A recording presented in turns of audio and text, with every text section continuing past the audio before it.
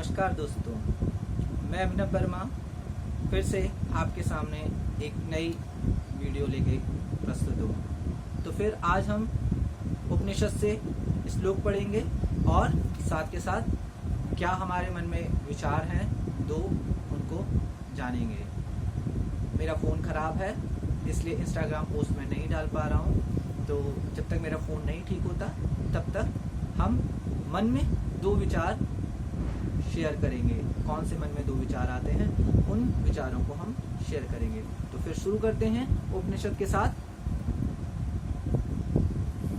108 उपनिषद। ये वेद मूर्ति तपोनिष्ठ पंडित श्री राम शर्मा चार्य भगवती देवी शर्मा इसके संपादक हैं, जो कि गायत्री परिवार से हरिद्वार से शांति कुंज से मैंने ये बुक खरीदी है।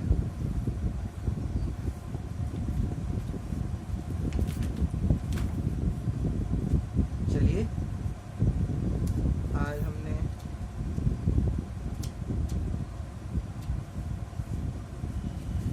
ये कर पढ़े थे या शुरू करते हैं।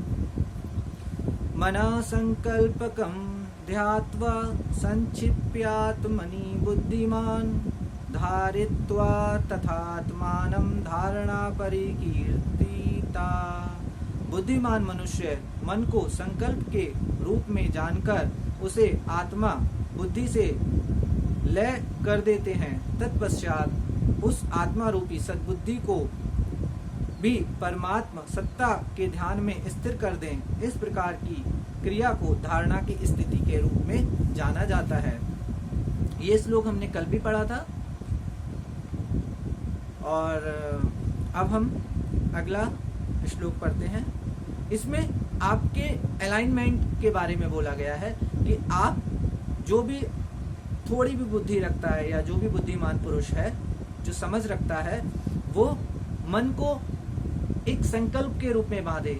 जो भी उसके मन में विचार आते हैं उसका एक संकल्प ले। जो भी वो कुछ करना चाहता है तो उसका एक संकल्प करे और उस संकल्प करने के बाद वो उसको अपने सेल्फ अपने कॉन्शियस में उसको लयबद्ध करे, उसको स्थिर करे।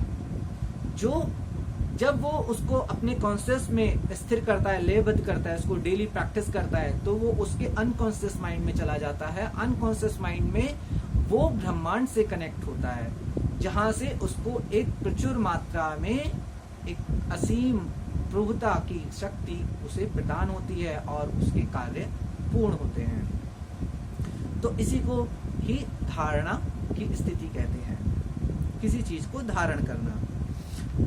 आगमस्य विरोधेन ऊहनम तर्क उच्यते समम मन्येत यल्लवद्धवा सा समाधि प्रकृतित। शास्त्रानुकूल ऊहा अर्थात विचार करना तर्क कहा जाता है। ऐसे तर्क को प्राप्त करके दूसरे अन्य सभी प्राप्त होने वाले पदार्थों को तुच्छ निष्कृष्ट मान लिया जाता है। इस प्रकार की स्थिति को ही समाधि की अवस्था कहा जाता है। ऊहा यानी कि आप जब भी किसी विचार को सोचते हैं, जब भी कोई भी दिमाग में आपके विचार आता है और उस विचार को आप सबसे ऊपर प्रायोरिटी देते हैं, आप जब समझ जाते हैं कि केवल विचार ही सब कुछ है, तब बाकी और चीजें आपको थोड़ी छोटी लगने लगती हैं, उनसे अलगाव होने लगता है, उनसे आप हटने लगते हैं, उनसे मोह छूट जाता है। और जब उस विचार में आप चले जाते हैं, उस विचार में आप तर्क में समझने लगते हैं, तो क्या होता है, एक तरीके से आप समाधि की स्थिति ले लेते हैं, यानी कि एक ही विचार में शून्य हो जाना। और वो एक विचार किस चीज का? प्रभुता का, यानी कि उस परम पिता का विचार ही सबसे उत्तम विचार है। भौतिक पदार्थ वरेण्य नहीं, ईस्ट ही वरेण्य है, यानी कि जो हमारा ईस्ट है वो वरेण्य है, वो ही मुख्य है। बाकी जितनी भी भौतिक चीजें हैं वो सब कहीं ना कहीं तुच्छ हैं। ये तर्क अंतःकरण में बैठते ही प्राणों को इष्ट में समाहित कर देता है। जब इस तरह के जब विचार आ जाते हैं तो जो सबसे उत्तम विचार है, हमारा इष्ट, हमारा प्रभु ही सब कुछ है, तब आपके मन में आप कहीं ना कहीं समाधि में चले जाते हैं। भूमो दर्भाशने रम्ये सर्वदोष विवर्जते कृत्वा मनोमयी रक्षां जपत्वा वे रथ मंडले।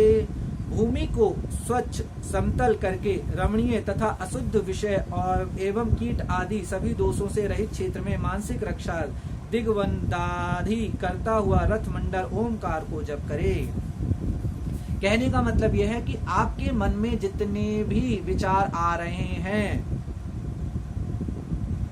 जो भी आपका कॉन्शियसनेस है, उस कॉन्शियसनेस में आप जाकर सभी विचारों को हटा दें, एक समतल कर दें, एक समान कर दें, एक प्रभुता में ले आएं। सब विचारों का एकमात्र एक विचार प्रभुता, ईश्वरीय रूप ही रह जाए, और बाकी जितने भी किसी भी तरह के दुष्ट, गलत, जिनका कोई मूल मतलब नहीं है, उन सब विचारों को आप उखाड़ फेंकें, उन पे ध्यान ना दें। वो धीरे धीरे अपने आप ही स्वतः ही नष्ट हो जाएंगे।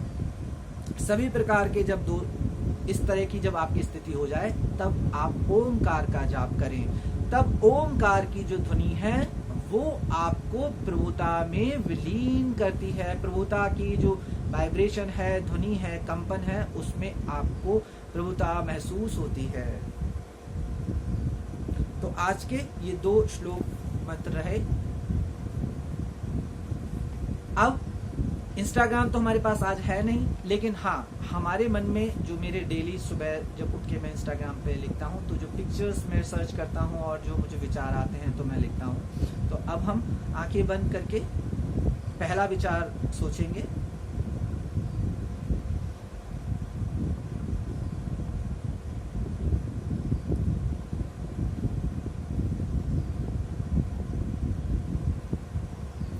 पहला विचार है मित्रता।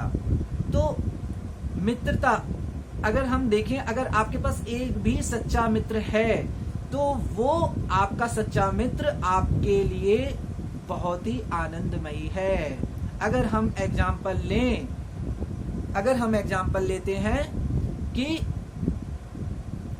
कृष्ण और सुदामा की स्थिति और कृष्ण भगवान की स्थिति, दोनों में बहुत ही अंतर था, लेकिन कृष्ण सुदामा के परम मित्र थे।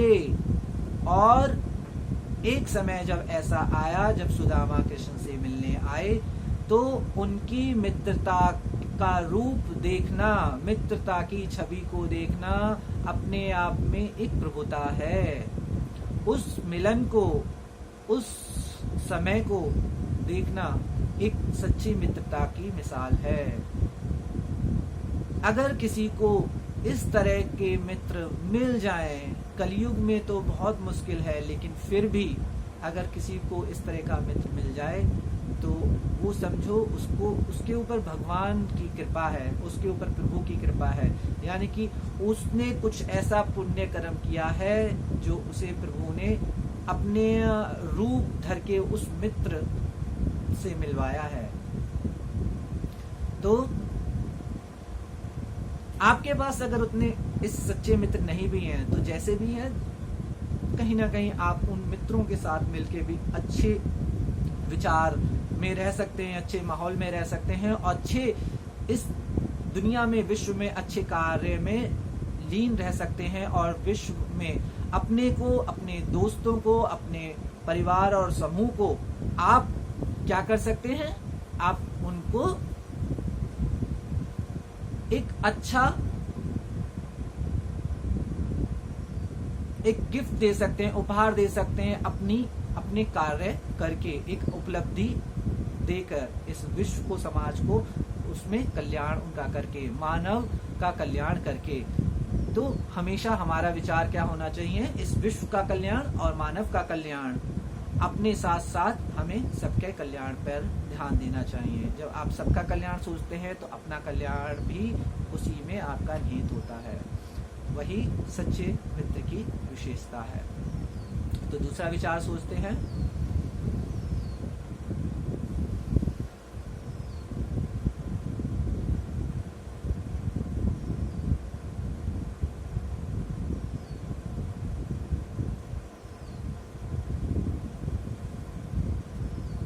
दूसरा विचार है संगीत।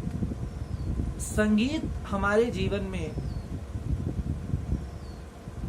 बहुत महत्व रखता है। संगीत जो है वो कहीं ना कहीं जो प्रभु की ध्वनि है वो संगीत है। जो 7 स्वर कहे गए हैं वो प्रभुता को कहीं ना कहीं अलग अलग ढंग से व्यक्त करते हैं। जितना अच्छा संगीत होता है जो हमें आनंद देता है वो प्रभु के द्वारा ही रचित होता है। संगीत से आपका जो मन है अगर कहीं दुखी है, कहीं आप अतृप्त है, तो आप अगर अच्छा धुन सुनते हैं, भगवान के भजन सुनते हैं, भगवान के श्लोक सुनते हैं, तो आपके अंदर के वो विकार, आपके अंदर की वो चीजें कहीं ना कहीं आप उनको खत्म कर देते हैं जो आपको परेशान कर रही हैं। आपके अंदर के किसी तरह के भी अगर कुछ भी दुष्परिणाम, दुष्प्रभाव आए हुए हैं तो उसको प्रभु की उस संगीत में लयबद्ध सुरों से आप उनको खत्म कर सकते हैं। तो संगीत सुनते रहना चाहिए और अच्छा संगीत सुनना चाहिए।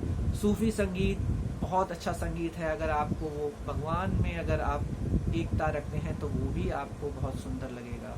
बाकी भजन है, बाकी आजकल नए संगीत हैं जो कि आपके इस माया जाल में आने के बाद ये आपके मन के ऊपर प्रभाव डालते हैं कि आप किस तरफ, किस दिशा में, किस चीज को पसंद करेंगे।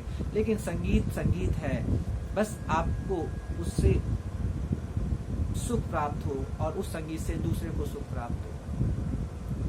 संगीत हमें कहीं ना कहीं जीवन के अलग अलग दृश्य को बताने में कोशिश करते हैं। जीवन में बहुत लोग ऐसे हुए हैं जिन्होंने अपनी बात को शब्दों में या अपने विचारों को एक लयबद्ध तरीके से बोला है, संगीत में बोला है और बहुत ही उत्तम तरीके से बोला है। तो जब भी मन करे तो आप गुनगुनाएं, और कुछ लिखना अच्छा लगता है तो आप लिखे भी और फिर उसको गुनगुनाएं। बाकी संगीत में रहें। तो आज के लिए इतना ही। और ये 2 बहुत अच्छे विचार हैं। आप जाके मेरे इंस्टाग्राम पेज को लाइक कर सकते हैं, सब्सक्राइब कर सकते हैं। मेरी आईडी है idea_guru_life_coach। तो ज़्यादा नहीं लेकिन थोड़ा ही सही, लेकिन हाँ धीरे धीरे कहीं ना कहीं मैं आपको इंस्पायर कर रहा हूँ। और लोगों के कमेंट मुझे बहुत अच्छे लगते हैं, तो आप मुझे प्लीज़ ऐसे ही कमेंट करते रहिए। और इन कमेंटों से मेरे को मतलब बहुत अच्छा लगता है और आपसे बात करना बहुत अच्छा लगता है। तो आप एक भी कमेंट करते हैं तो वो भी मुझे बहुत प्रिय है। तो जो भी लोग मुझे कमेंट करते हैं उनका बहुत बहुत धन्यवाद, और जो नहीं भी करते हैं उनका भी बहुत धन्यवाद, और जो देखते हैं वीडियो उनका भी बहुत धन्यवाद। बस आप इसी तरीके से जैसे भी खुश रह सकते हैं खुश रहिए। और मेरा आज के लिए यहीं तक। आपका धन्यवाद और नमस्कार।